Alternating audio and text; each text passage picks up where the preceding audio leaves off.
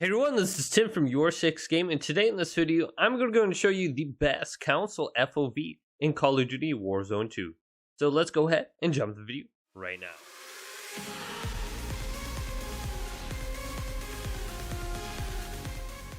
So it's very easy to adjust your field of view so you can see more in Call of Duty Warzone 2 if you're playing on one of these consoles.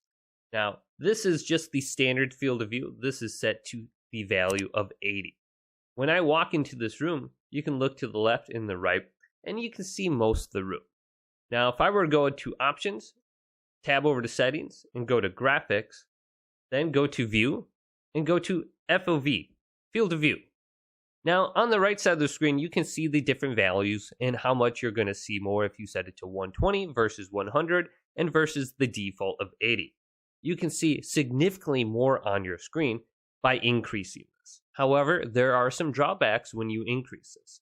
So let's bump this up to 100 right now, and then just view the room I'm in right now. Now, when I walk into this room, I can visually see a lot more.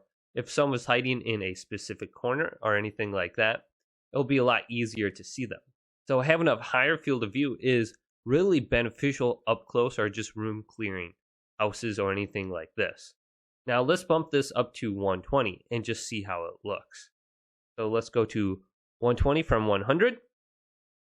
Now this is the same room. So when I enter this room, I can pretty much see everything instantly. And this is a huge difference compared to 80. So if you're going to be doing a lot of close quarter combat, I suggest having a higher field of view.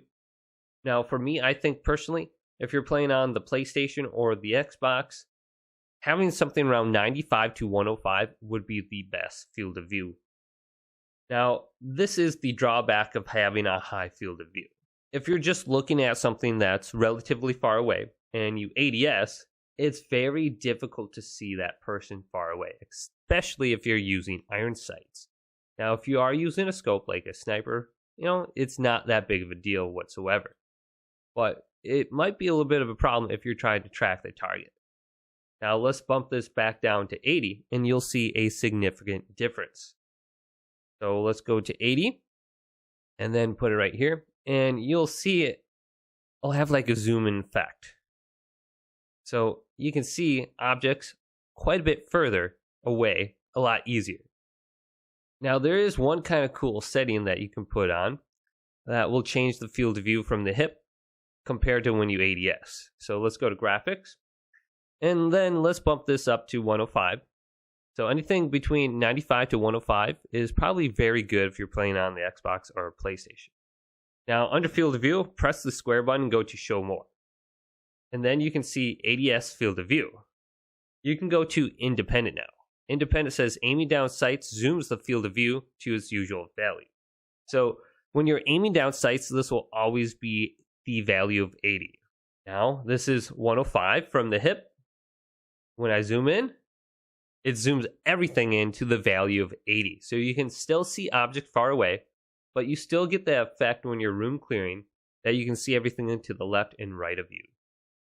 So this is a good compromise between having a high field of view and still being able to track targets that are far away. So maybe you want that on. Now the only problem with this is since you have two different field of view values, it might be a little bit difficult when you go from the hip and then you try to track a target and snap on them. So hopefully this video did indeed help you guys out. If it did, go and leave a big thumbs up and subscribe to my channel down below for more tech up videos coming up next on YourSixGaming.